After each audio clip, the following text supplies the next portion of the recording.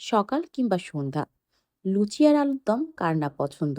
প্রথমেই একটি পাত্রে পানি দিয়ে সামান্য লবণ দিয়ে কিউব করে কেটে রাখা আলুগুলো দিয়ে দিতে হবে। ওয়েট করতে হবে বলক আসা পর্যন্ত। আলুগুলোকে এক সাইডে রেখে একটি পাত্রে তেল দিয়ে তাতে আলুগুলো দিয়ে দিতে হবে। সাথে লবণ আর হলুদ দিয়ে সুন্দর মতো ভেজে নিতে হবে। ভাজা হয়ে গেলে আলুগুলোকে একটি পাত্রে উঠিয়ে রাখতে হবে। ওই একই তেলের মধ্যে দিয়ে দিতে হবে সামান্য পরিমাণে জিরা আর চিনি। চিনি দেওয়ার কারণে স্বাদটা আরো ভালো হবে।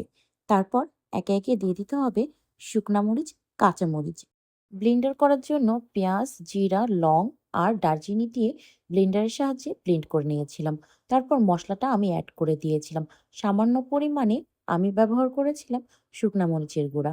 তারপর দিয়েছিলাম ধনিয়া আর একটা তেজপাতা দিয়ে সুন্দরভাবে নাড়াচাড়া করে নিয়েছিলাম। তারপর দিয়েছিলাম আদা রসুন বাটা আর টক দই। আরও এড করেছিলাম সস। সসটা দেওয়ার কারণে টেস্টটা আরও ভালো হবে। ভেজে রাখা আলুগুলোকে দিয়ে সুন্দরভাবে কষিয়ে নিয়েছিলাম। তারপর দিয়েছিলাম সামান্য পরিমাণে পানি। ঢাকনার সাহায্যে ঢেকে দিয়ে ১০ মিনিট মতো রেখে দিয়েছিলাম।